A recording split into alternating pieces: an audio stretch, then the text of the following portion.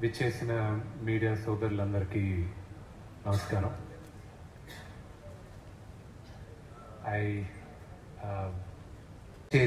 దేవుళ్ళు, ప్రేక్షకులు, ప్రజలే ప్రత్యక్ష దైవాలు మాకు. ఎందుకంటే వాళ్ళందరూ ఆదరణ, ఆశీర్వాదం లేకపోతే నటులుగా, నిర్మాతలుగా మేము ఉండం.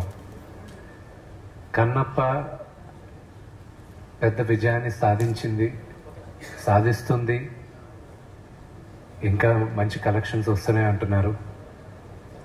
ఇదంతా కేవలం శివలీలే. This is purely శివలీలే.